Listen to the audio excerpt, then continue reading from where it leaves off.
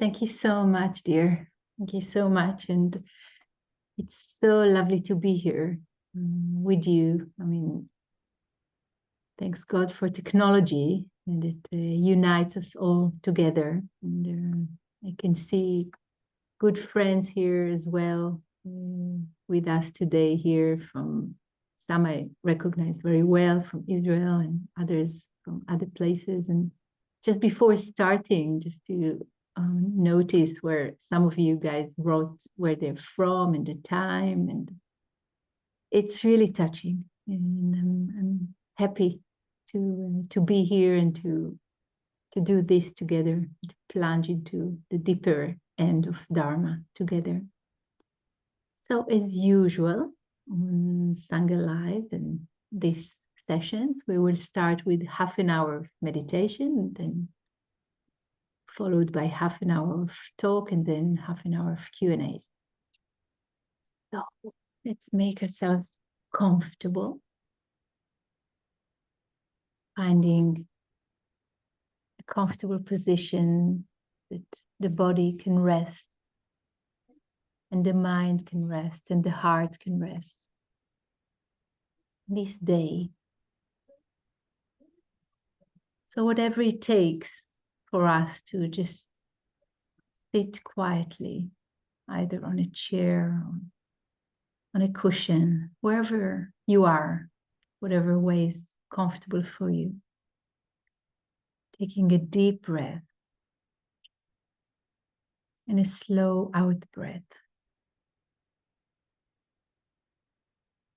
And just releasing the breath to be in its normal pace.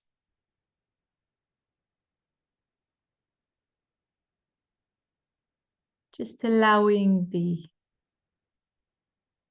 awareness to know body as body, sitting. Nothing special. A human being sitting right now, right here. Not in the past, not in the future. Right here, right now, but together. Alone with others. Together. And bringing to the heart the sense of togetherness as well. We sit here, many people from many different places on the globe. And in fact, supporting each other by our very presence, even though we might not know it. Just knowing the body that is sitting, the earth under our feet,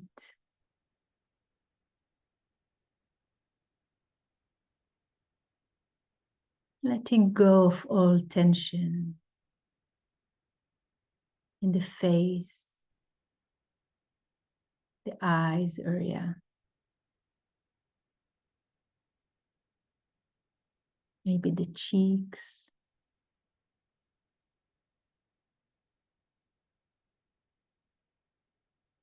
allowing the different feelings and sensations to be known.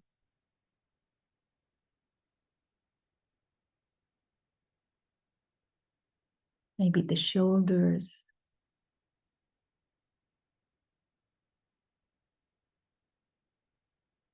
let them travel back down. The space of the heart. If by any reason it got tense, just let go. The belly, let it breathe.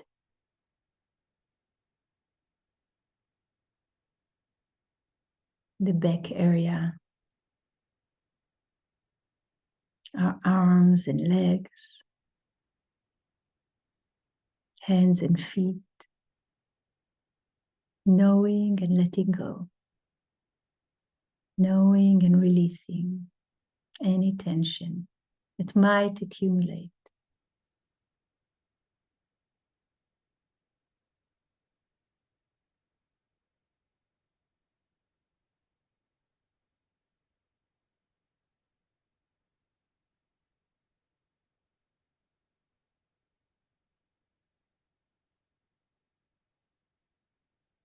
And simply allowing the breath to be normal without manipulating it in any way.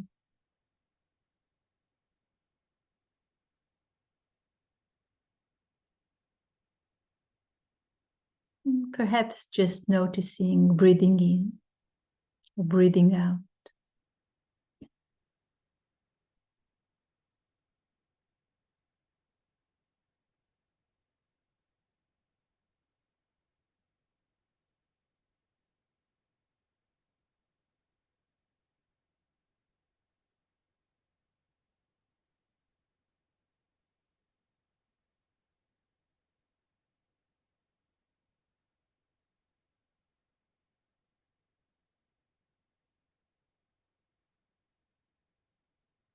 Allowing the body to be still and present.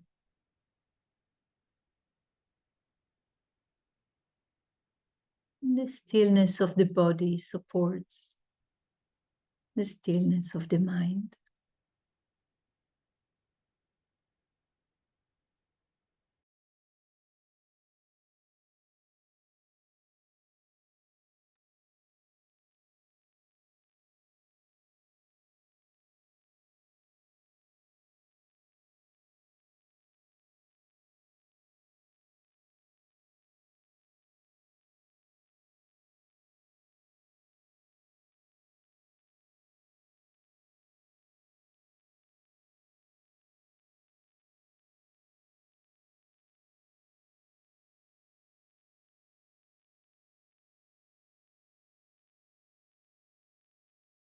Meeting the body, knowing the body life.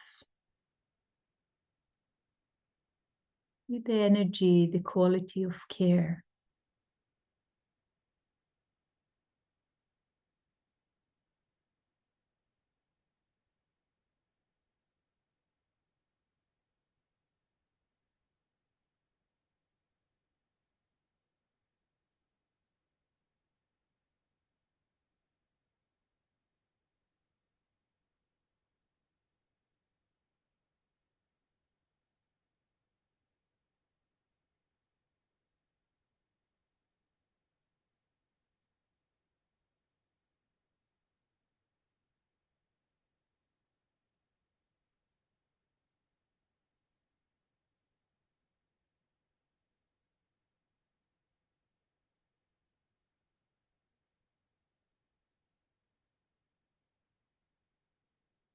When the mind wanders away, which is so normal, that's what minds do.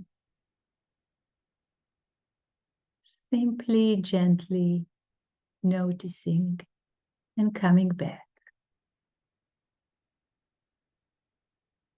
Full body experience of sitting. And the breath that is breathing itself, actually. Letting it be as it is.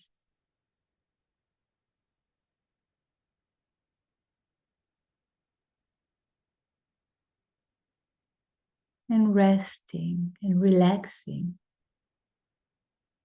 into the experience as it is, as it is.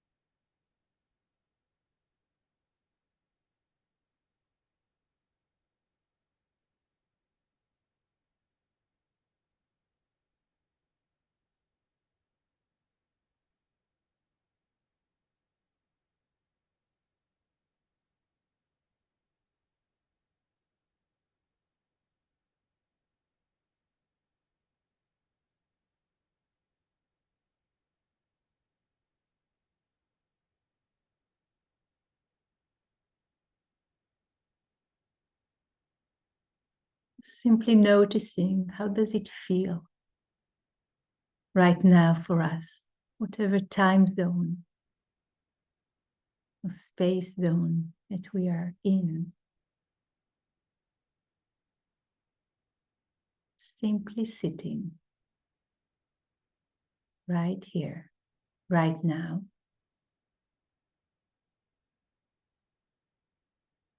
Conscious, aware, alive,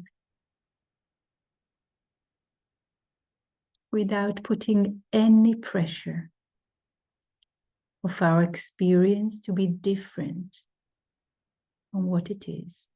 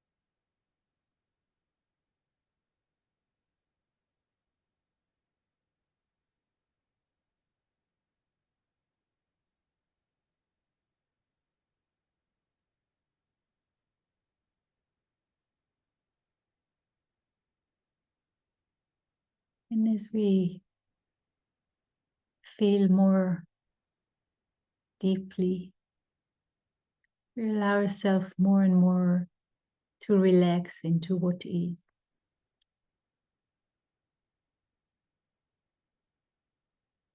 Allowing the breath to breathe itself.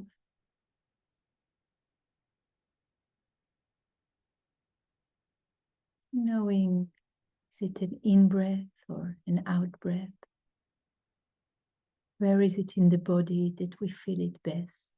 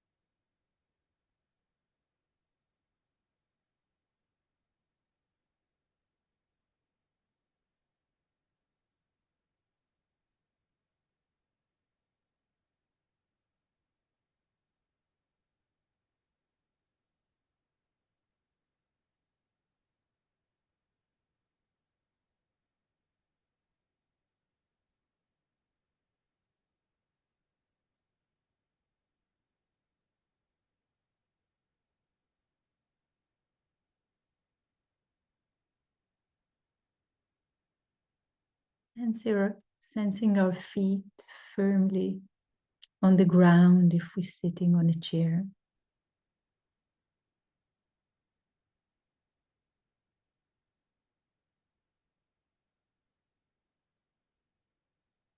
And sensing our base if we are on a cushion. The knees that are being supported. Our shins.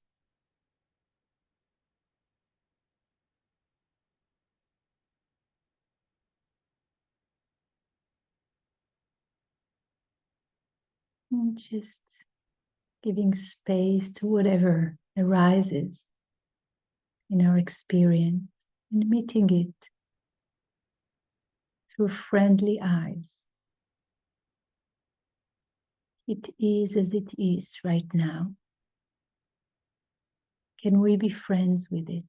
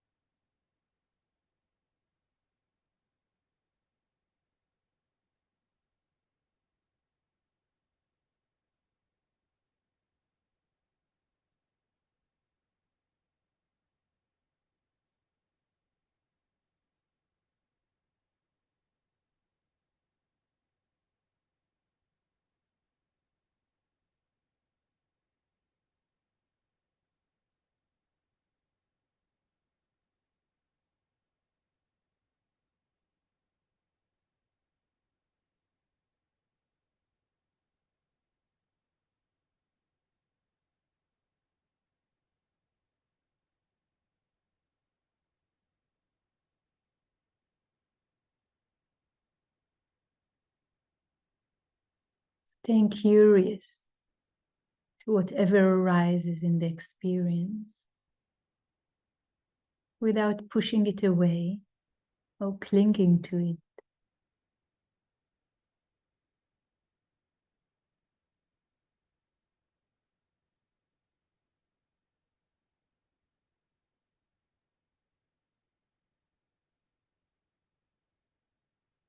And let the breath be your guide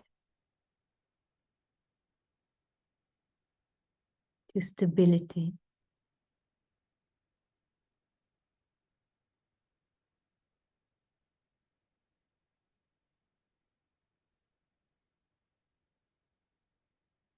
Whenever the mind wanders away, we can always come back to our normal, natural breath as it is right now.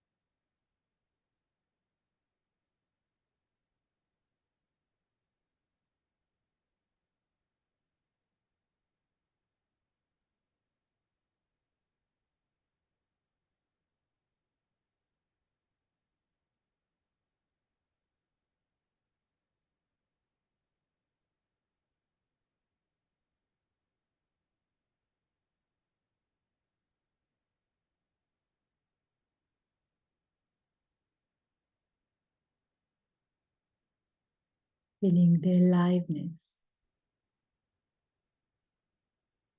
in us,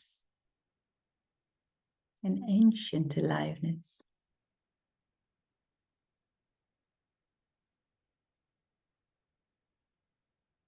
It knows what to do. And very gently allowing ourselves to know it from the top of the head to the soles of the feet. Aliveness through sensations or through breath.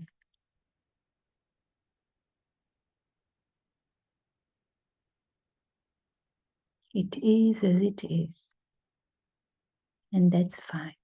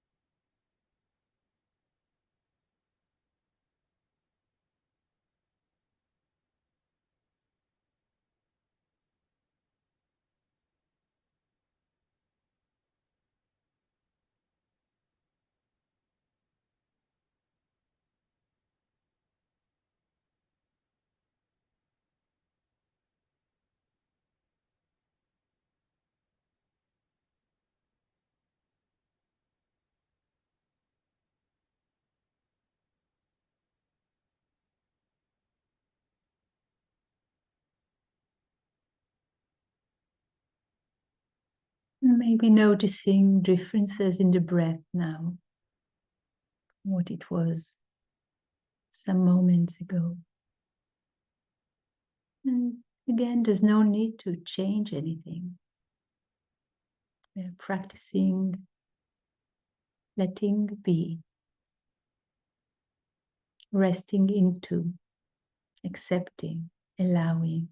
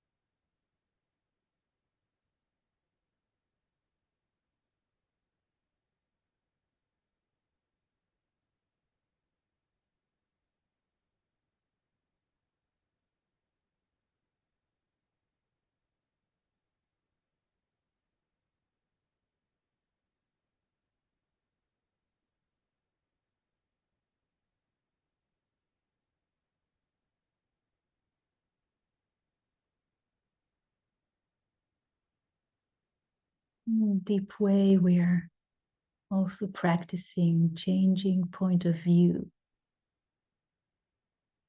simply by not reacting, allowing things to be as they are.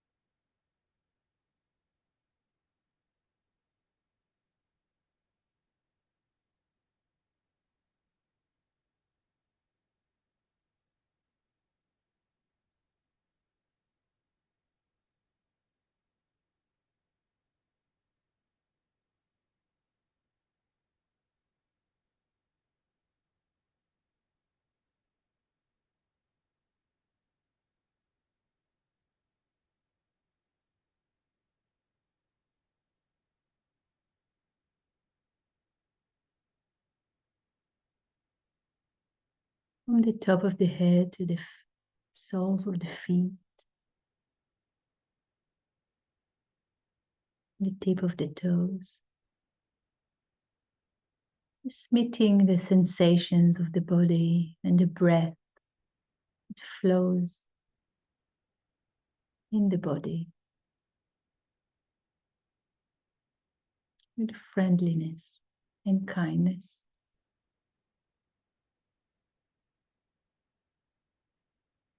Being a human being.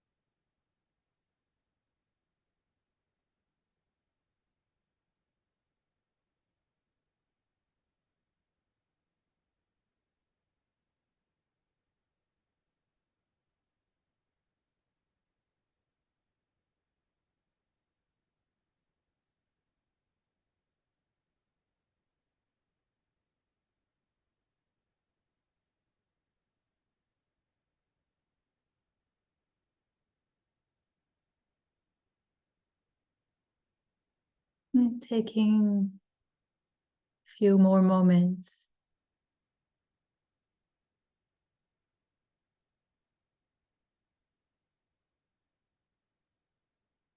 in this shared space and silent awareness between us.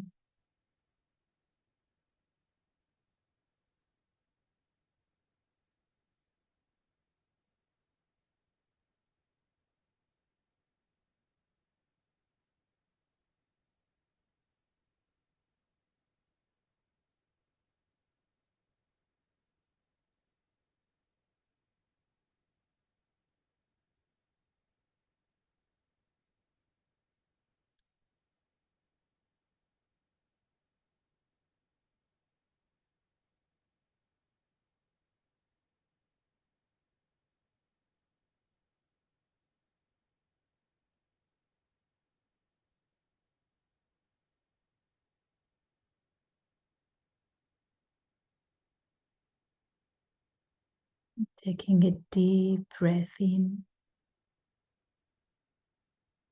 very slow out breath.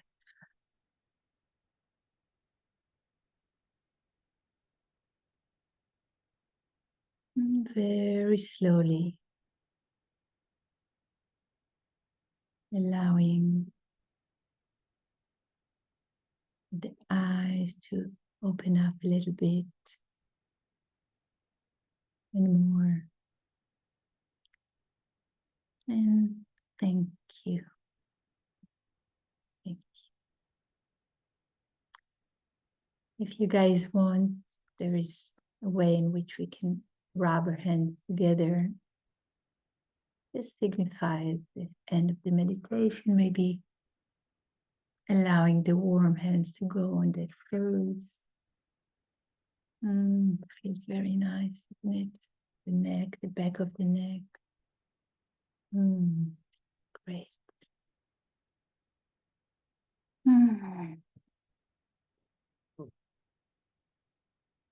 So, good evening, good morning, good afternoon, wherever you guys are. Hello, Australia. I see Tammy's here and others. So, my name is Lila. I'm from Israel. I'm happy to be here with you. Some of you just joined. I see now, and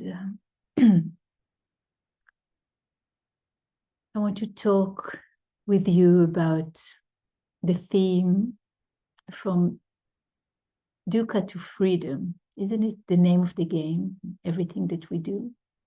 But I guess especially it has a even stronger flavor right now, right here. I'm speaking to you from Israel. We all know, I guess, what that means in these times. While I speak, there are aeroplanes and helicopters flying above my head.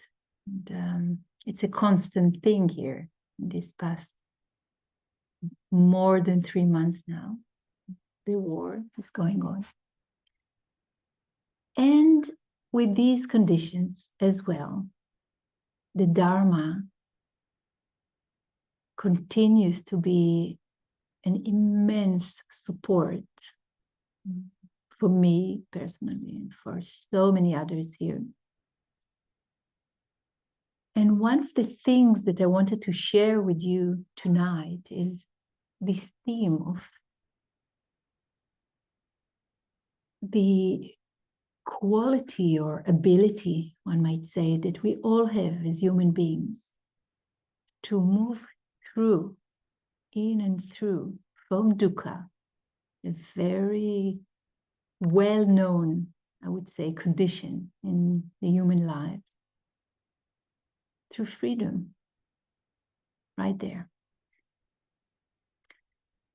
And I would just say for those who joined a bit later that there will be a Q&A period, which I would love for you to show up and just, ask your questions, either write it in the chat or just come up live and raise your hand and respond or ask or whatever you feel like. So I'll go right in and plunge into the topic. One of the deepest teachings of the Buddha was the teaching of, in Pali, it's called Paticca Samutpada, dependent arising, the 12 links of dependent origination. Some of you heard of it. I know some of you have, maybe some didn't. But apparently, these teachings are, apart from them being very deep, it's something that the Buddha discovered when he was sitting under the tree in the night of his awakening. He just saw through reality to understand how one thing leads to another in a very profound and beautiful way, and creates, one might say, a circle or a go round. You can call it, or he called it, samsara, the endless game of birth and death, with everything in between. And every link depends on the link that came before it as a condition. So I'm just curious, just raise of hands that you hear. How many of you heard these teachings before? Okay, great. Wow, that's nice. Oh, and by the way, thanks so much for those who are with your camera on. Like, that we can see you, I can see you. It's so much more nice to be talking to people, to real people, even though you appear on my screen very small, but I still see you. So if some of you can also turn your cameras on, that'll be wonderful, so I can see you. And I'll come to it in a minute, the 12 link dependent origination, including birth and death and everything in between. Some way back, some years back, the Second World War, I believe it was Churchill who said, "Never waste a good crisis." Be sure to never waste a good crisis. And crisis, in the ancient biblical language, and in the ancient Hebrew, also means the place or the seat in which a woman that gave birth was sitting on. So a crisis is both, in Chinese letters, an opportunity and a risk together. And we all know that birth can be something that is both, giving life and very risky. So this was known way, way back. The times of crisis could lead to either risk, even obviously death, but also life and new opportunities.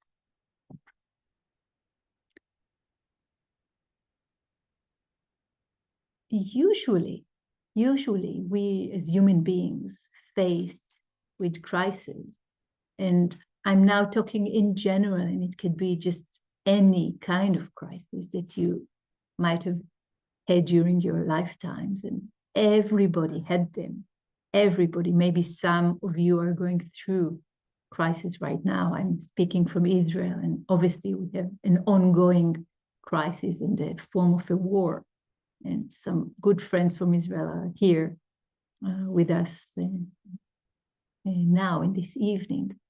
But many have crisis without, just, it can be something very personal. It could be something that is really internal. And usually our habit patterns when we face a crisis, which is unpleasant, of course, and can be very scary also, and shaking us to the core sometimes. The habit pattern would be very normally to just shun away, to shrink, or to push away, right? We have either fight or flight responses or reactions rather. Sometimes freeze. Sometimes we just don't know what to do, and that's even worse. We freeze into the situation. But normally the reactions we have are the ones who are trying to avoid it, not to go through this experience. And it can be just about anything, because the experience is quite painful. Experience of danger, experience of war, experience of betrayal in a marriage, experience of losing loved ones, experience that human beings are going through in a span of a lifetime. And the usual reaction would be not to want to experience that. That's normal.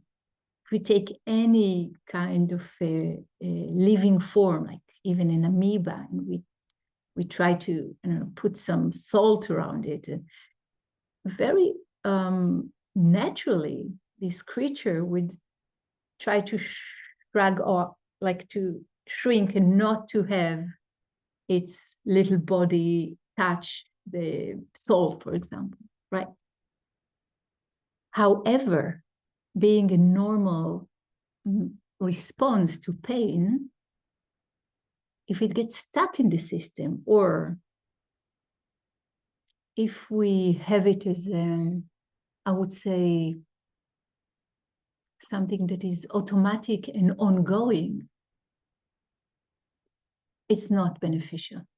It might be very natural, but it's not so good for us. It's not so good for every living being, especially for humans, because we humans have the tendency to lock the pain inside from not willing to feel it. Excuse me.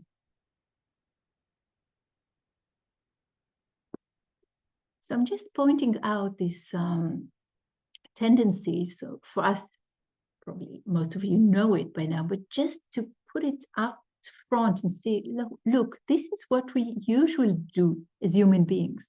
When we meet a crisis, we don't want to experience it. We want to either run away or push it away or ignore it. But what happens if we do let ourselves really be there? Really be there. I mean, really, like meditators, like what we did together in this half an hour of being in the thing, and little by little bringing qualities of friendship and softness and curiosity, dare I say, just as we did now with our bodies and our hearts and our minds and our breath.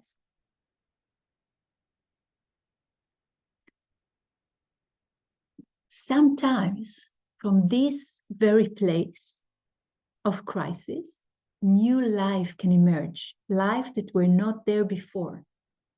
And I'm not just talking about birth. It happens all the time. It's called life, and life brings birth.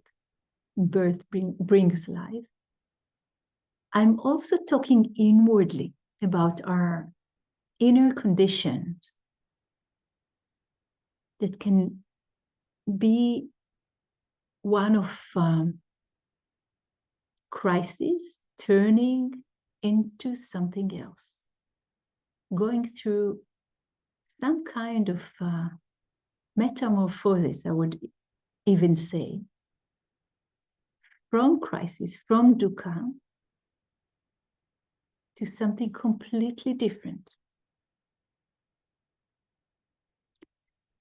So coming back to the Paticca Samutpada, to the teaching of the 12 links of dependent arising, if this exists, that exists. That's the basic rule of these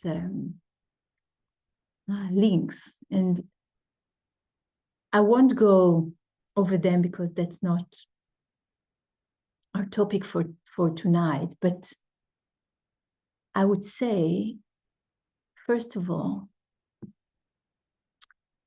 a quote from the Dalai Lama, which he says so beautifully: trust the power of your heart and awareness to wake us up through all circumstances. Trust the power of your heart and of your awareness to wake us up through all circumstances. And if we go to the link of, goes through, you can call it dukkha. Yeah. The link that talks about I want to explicitly say that.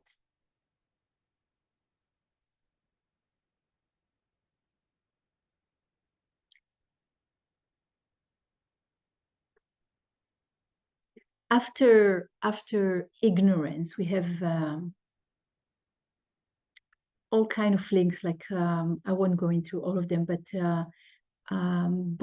we have Namarupa, name and form. We have Salayatana in Pali, which means the basis of the senses. We have Pasa, we have the contact, and then we have the sensations, then we have craving and clinging and all of that, and then Bhava, which is becoming and birth, and then it ends with the 12th link, which is getting old and death, and then coming up again and again and again and again. And in a way, it's really difficult to break through this chain, break through this cycle. It's really difficult. It's possible, but it's really difficult. But in another sutra, in another teaching, which is much less known, the Buddha is talking about a different kind of links. Yes, it starts all the same, and he goes through all these explanations of one link after another link after this. When this exists, that exists. When this exists, that exists. And then the 12th link, which is supposedly the last one, even though it's a cycle, right?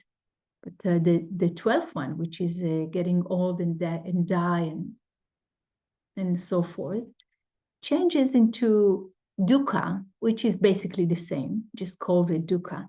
But then in a very surprising move, instead of again going down from ignorance and all of that, comes another condition, which is super interesting.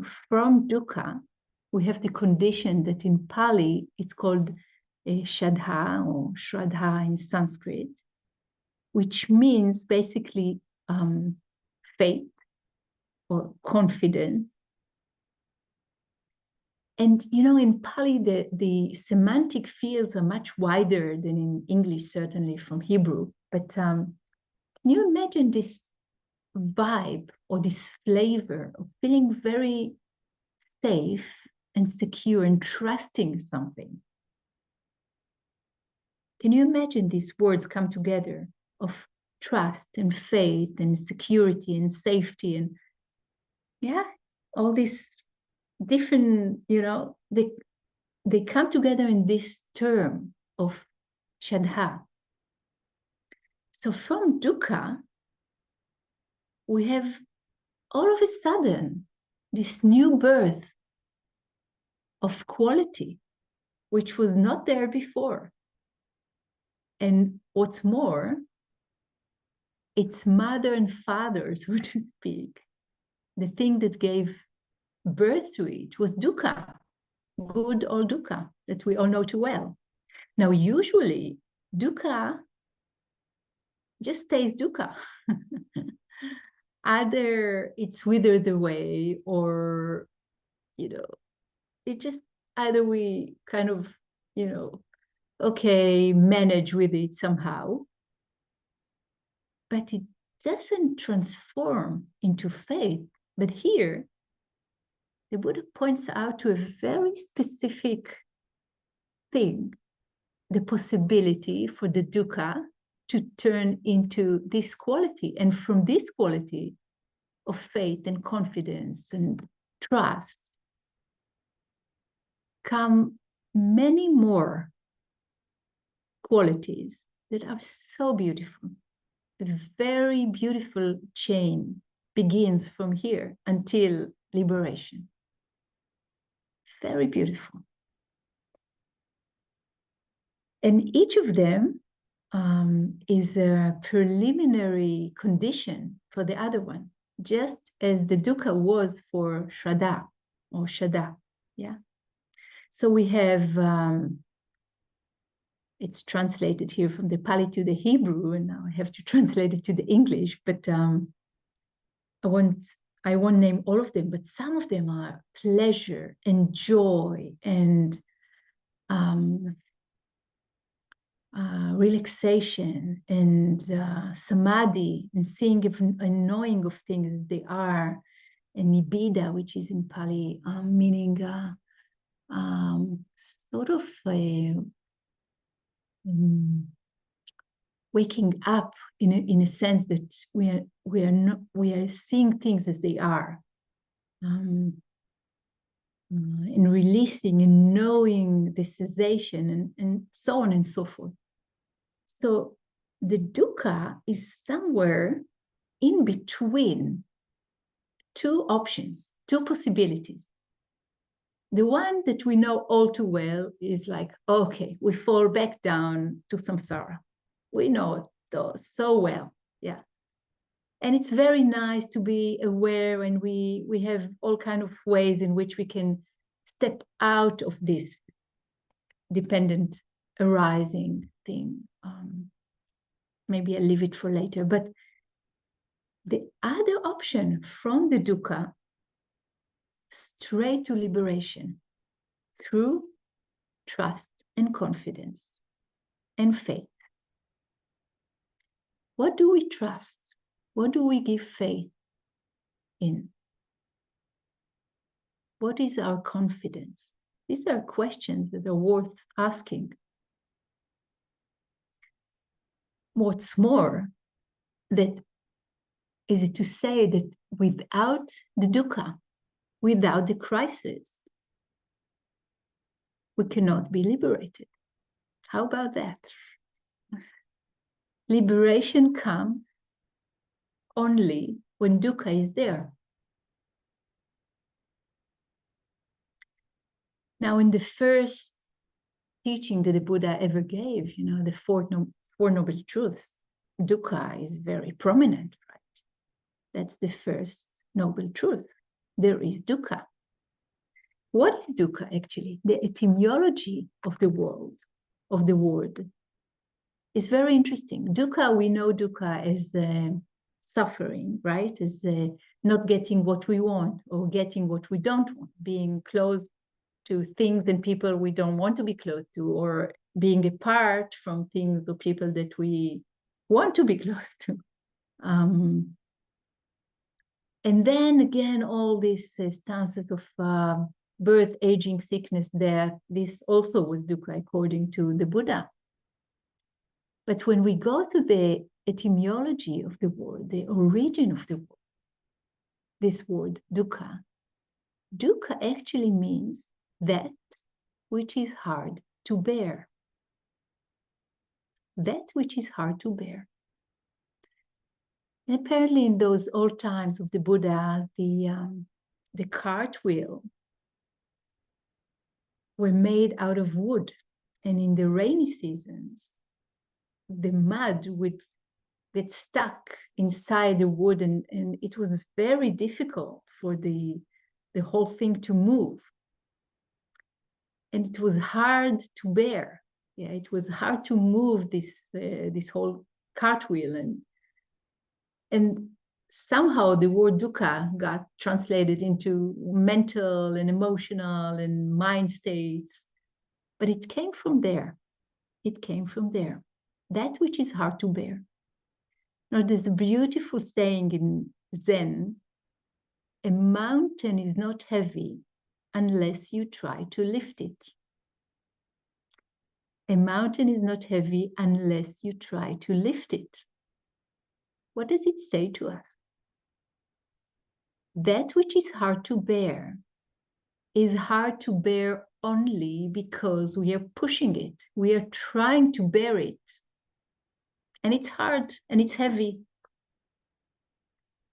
What happens if inwardly we are changing our relationship to it?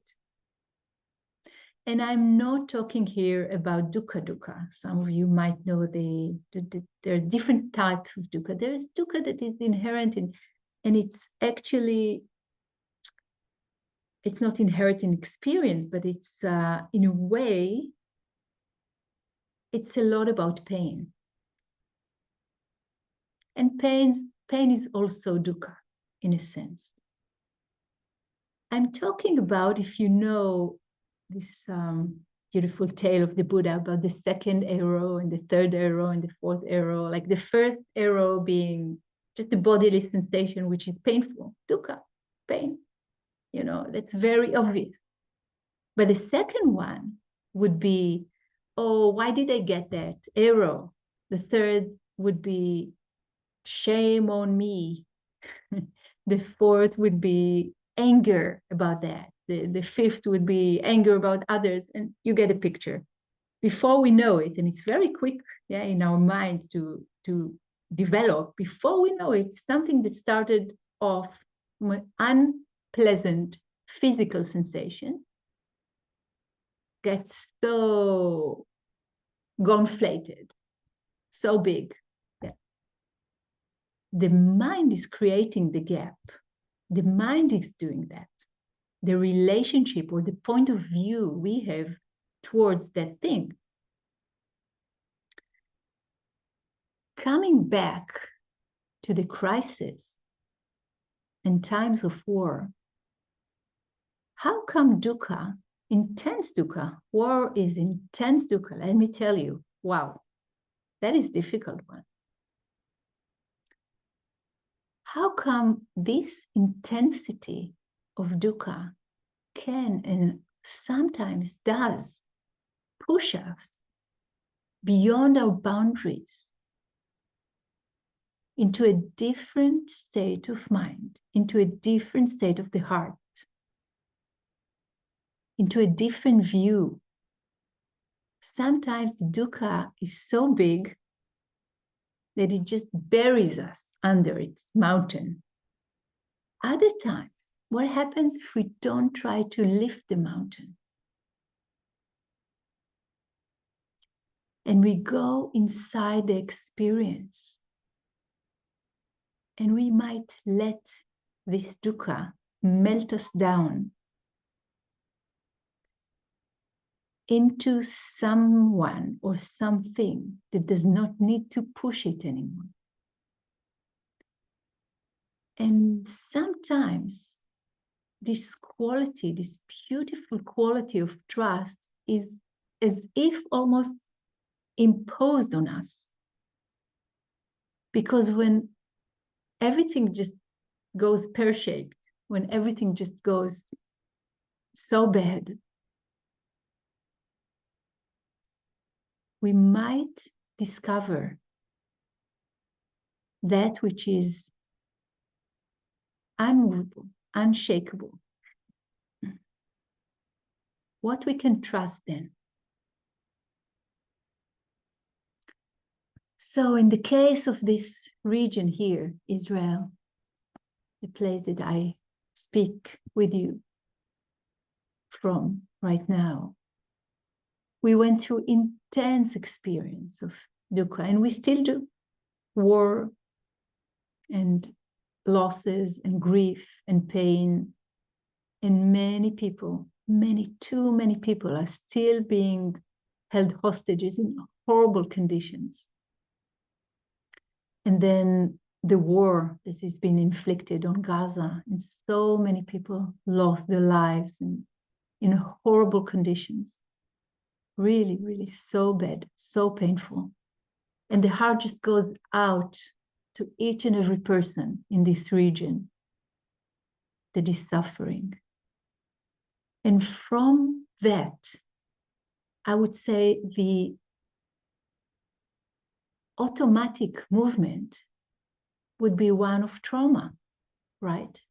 Trauma is a Greek word meaning wound. We all are traumatized here. The automatic heart movement is to shrink or to push away. It's normal. But it's not the end of the story.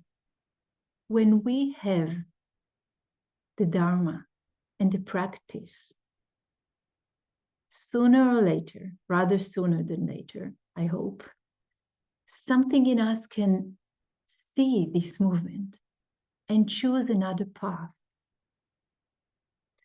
and not joining in with the tendencies to push away whatever we think created these circumstances,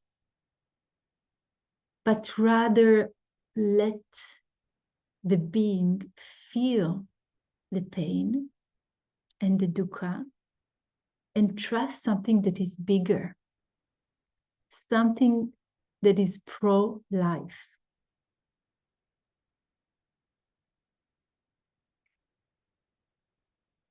And Churchill didn't just say that phrase for nothing. He experienced it as well, I'm sure, during the Second World War. And as humanity, we went through so many phases and experiences of this.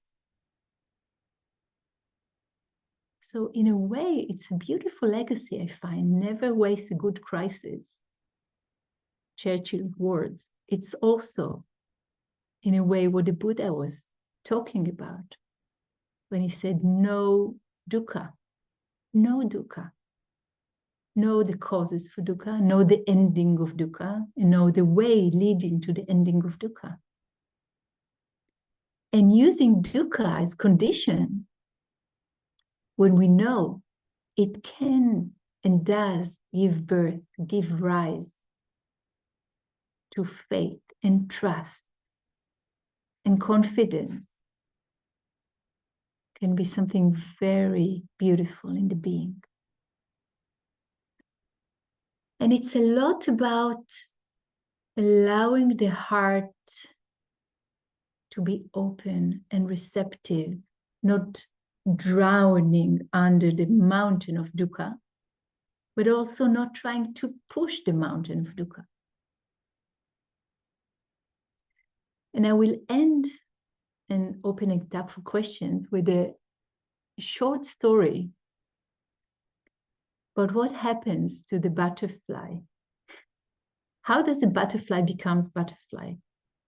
It started off with a small little thing, caterpillar, right? Walks, eats something green, walks, many, many legs, yeah. At some point it stops. And a very interesting thing is going on inside this creature. I would say a battle, I would say a war. And this little animal becomes a chrysalis, right? It's, you know this word, right?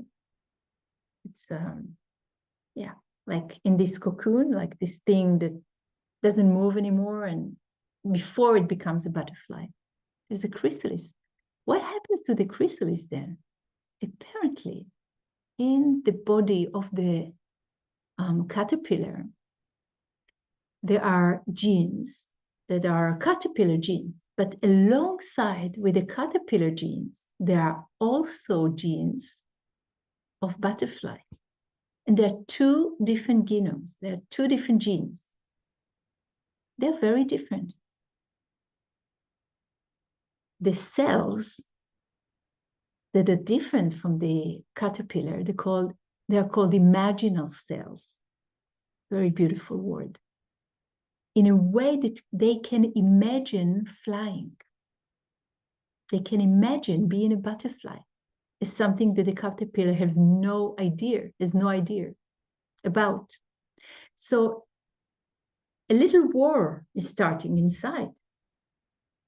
The cells of the caterpillar recognize the other cells, the imaginal cells, the butterfly cells, as enemies, and they attack them.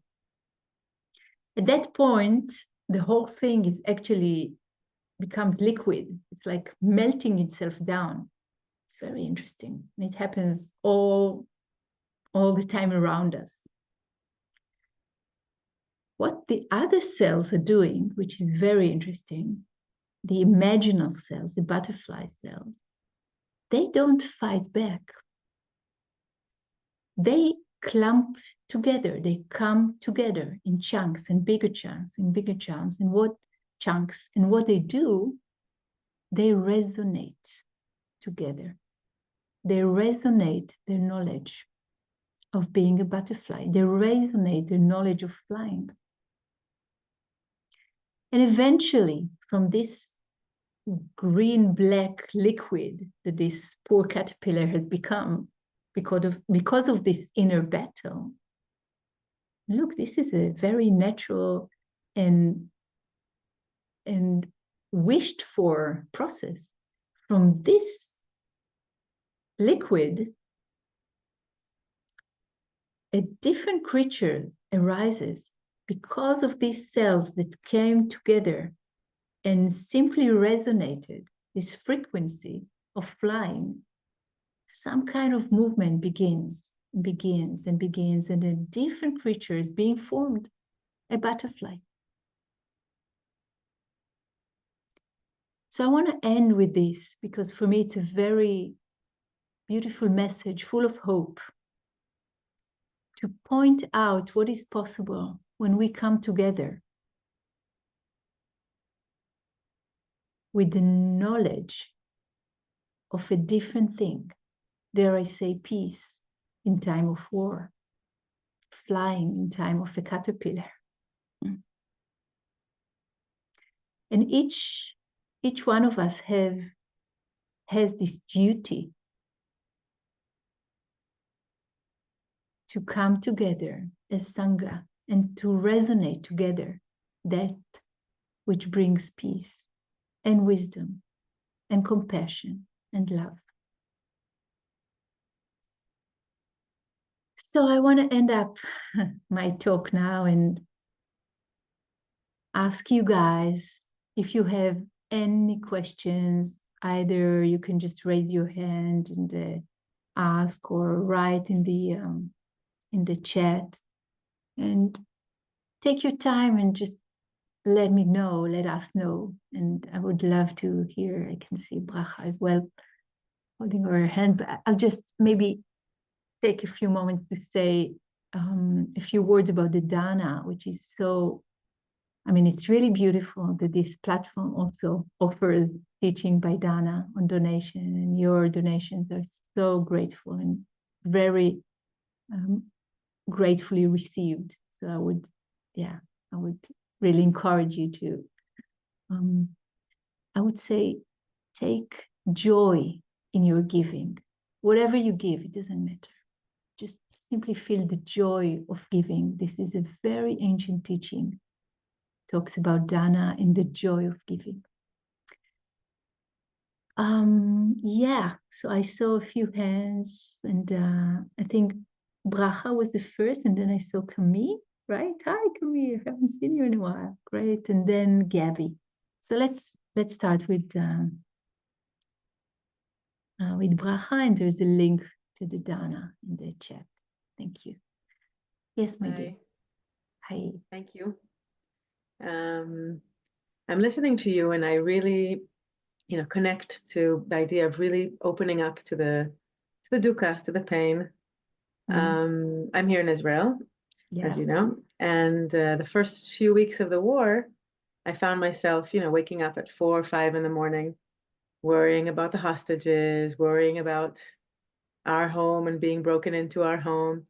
I had to look after my children who were home, and And I found that reading the news or being exposed was really, really not good for me, and not good for my ability to be there for my children, I'm a therapist, for my clients. Right. And I developed an approach of very, very minimal exposure. And I encourage my clients to do the same, Right. not to read the news. I get, a little summary every day of the main news. Right. And I feel it's really helped me. Mm-hmm. And on the other hand, I wonder if I'm shutting myself off.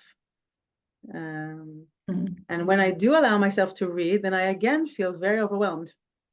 I don't watch any of the horrible, footage. Right. But even anything to do with, the sexual crimes, I find myself, and I feel like I can't be available to people if I get overwhelmed. Mm-hmm. But then I'm worried that I'm also shutting myself off. So that's my question. Mm-hmm. Yeah. Thank you, my dear. I think it's pretty obvious. You already know that you're doing the best you can, and it's so important to take care of the gentleness of the heart and not to compromise it for an idea of, oh, I have to know because maybe I'm shutting myself. It sounds like something that is very healthy to who you are and what you can. It's basically listening to yourself. And it sounds to me as if you're doing exactly that. And I would not go into ideas about, I need to know more and maybe it's not okay. We need you. We need your kindness and your good heart to support your family, yourself, first of all, your family and your clients. And yeah, so I would just, continue with that and giving yourself the liberation to do that. And maybe at some point things will be different, but not coming from the head space, coming from the heart space, and just trusting that.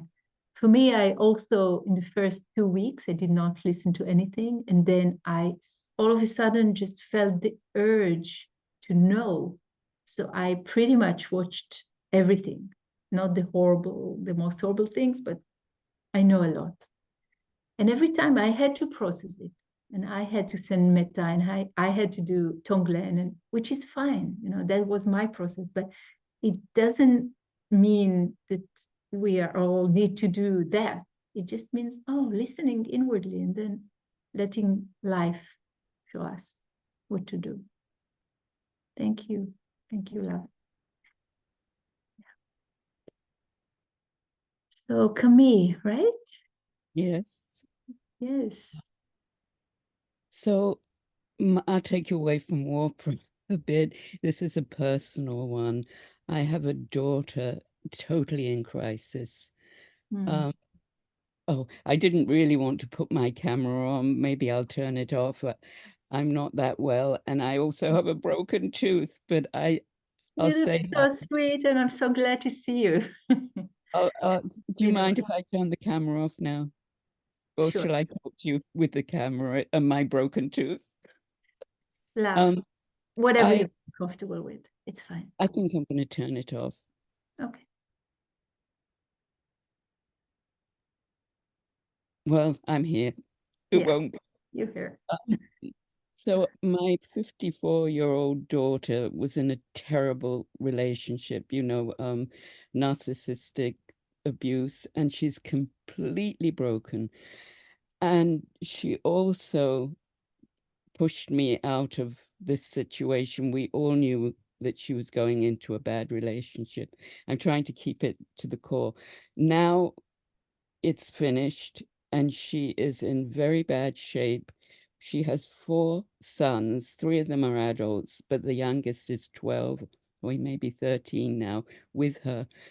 Overworked, not enough money for everything.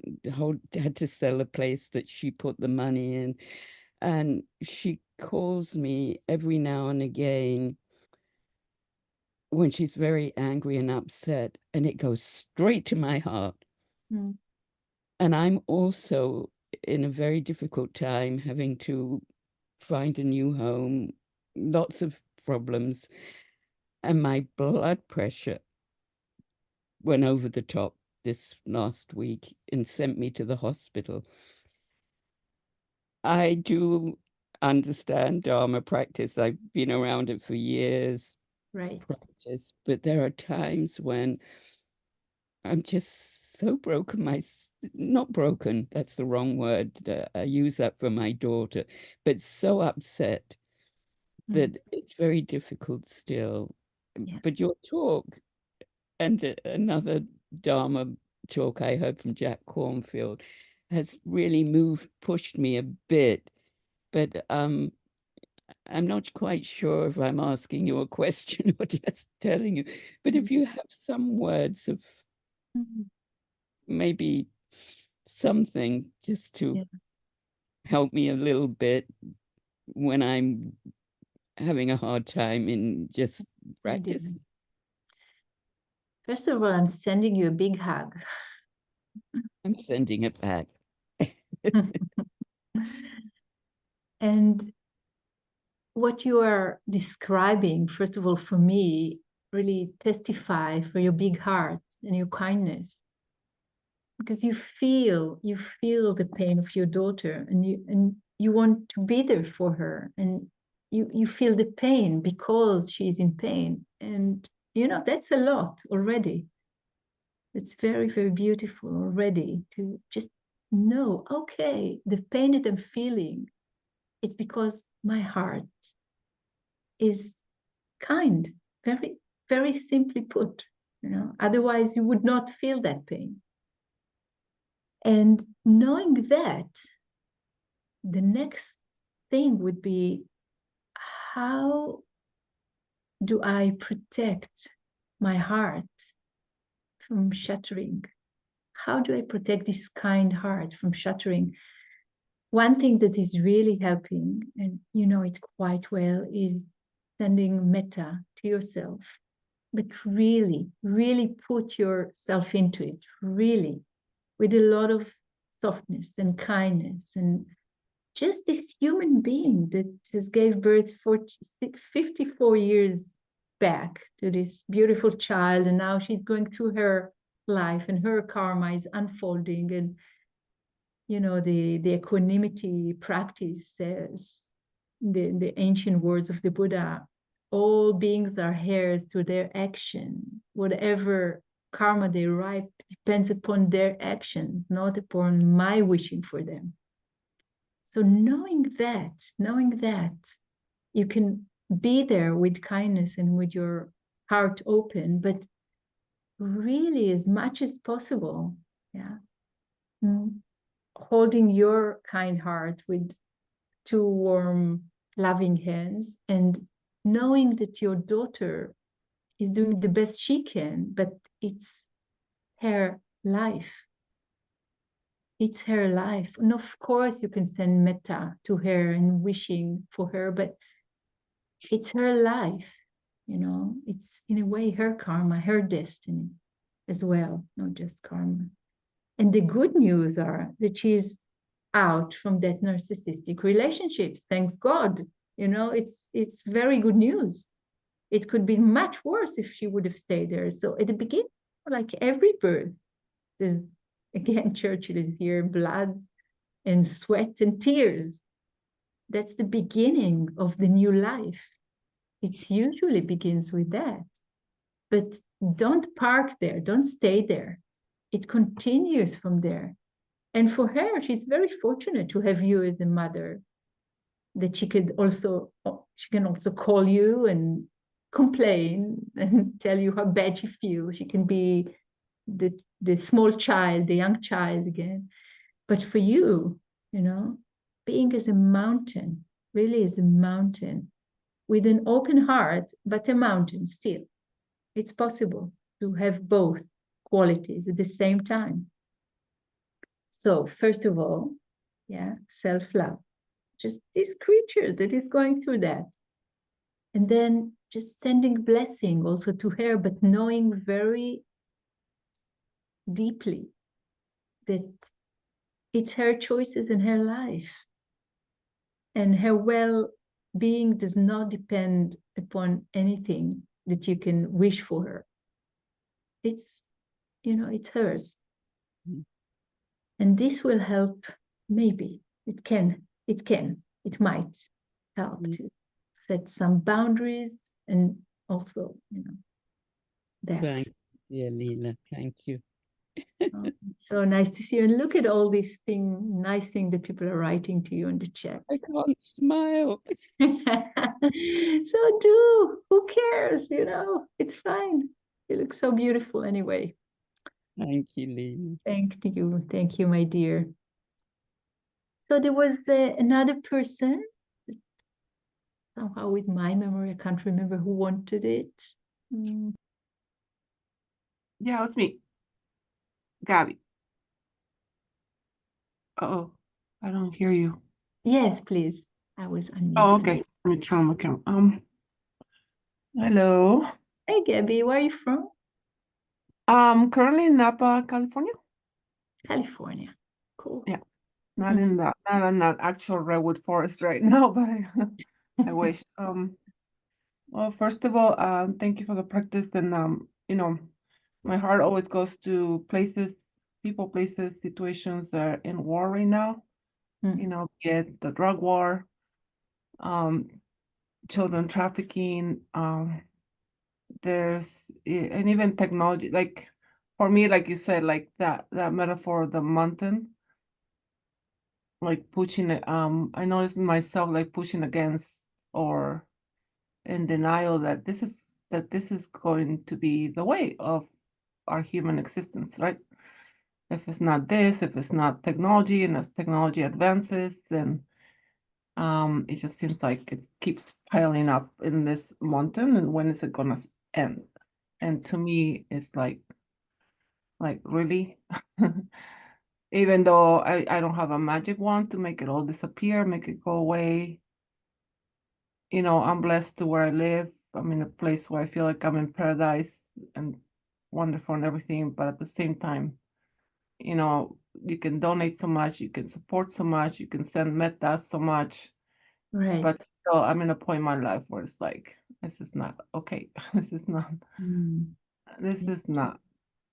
This is not what I came to. I mean, not to say it that way. I don't know.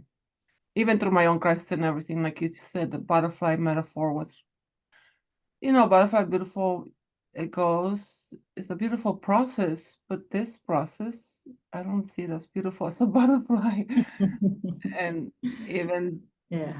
and I'm in a place where I'm safe, and I know there's people that are not safe in other parts of the world.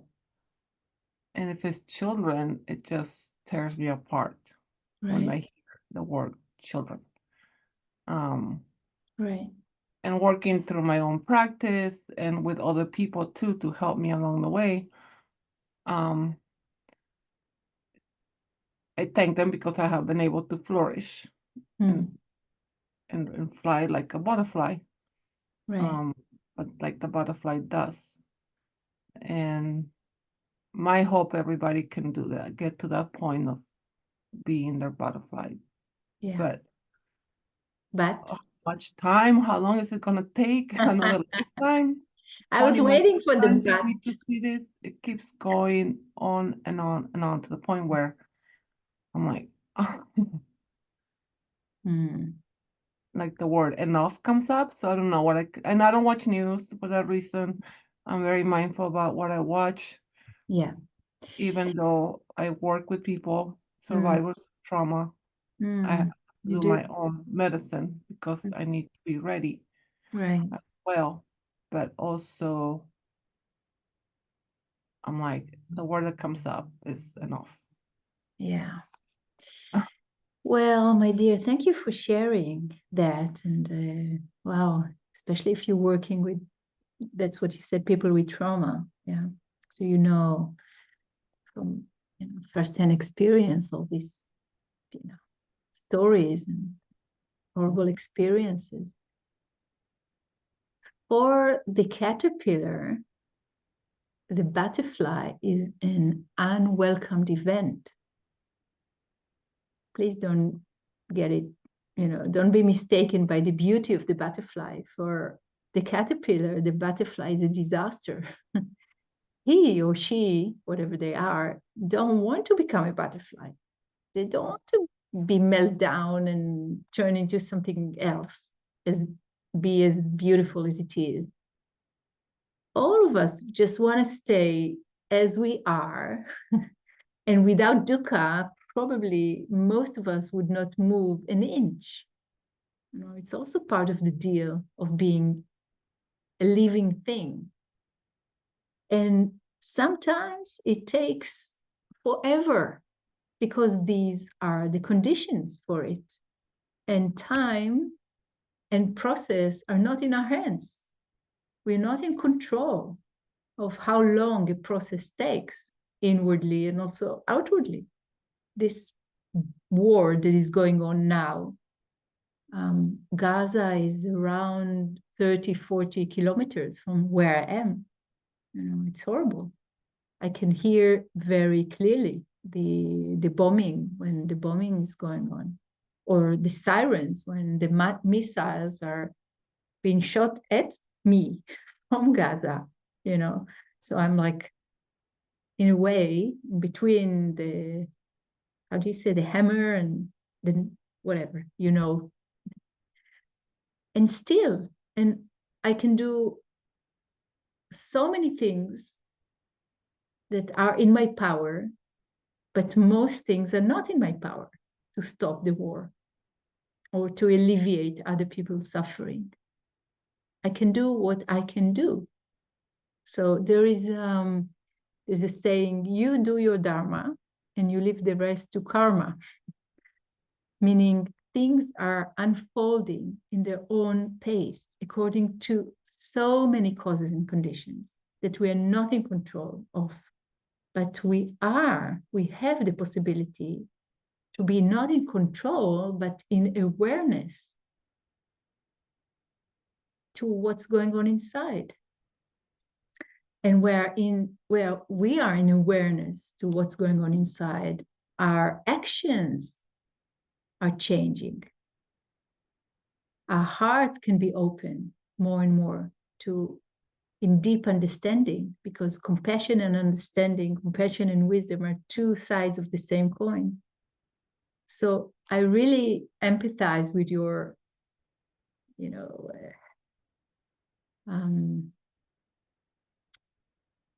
the way in which you want the process to be quicker already, enough already. And sometimes this exact state of mind can do magic in changing things out there in other conditions as well. When we are fed up, we don't want to sit anymore and wait for something to happen. We become part of the condition to change as well. This is another option, very beautiful option.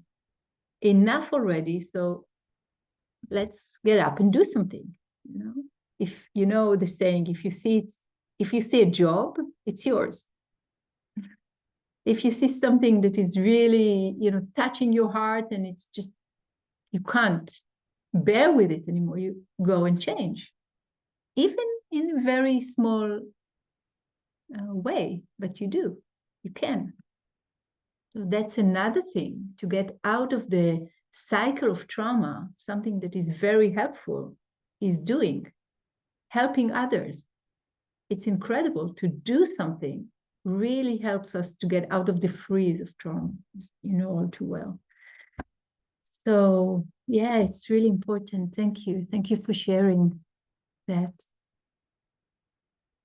And I guess we came to the end of our session. Do we have time for one more question? I'm not sure. What do you say, my dear? I think we'll need to end it there, actually, Lila. Okay. We need to end it there. Thank you for setting boundaries here. It's important. Okay. Thank you for helping me. So guys, thank you so much for joining in and being together. This atmosphere of so many people from so many places around the world. And I want to end up with maybe a minute or two of shared silence together, just sending, sharing merit and sending our love and our intention to end all wars everywhere, inside of us, inside of families, and also around us in our countries, between people, wherever, whenever we are. May there will be peace. May there will be peace when there is war.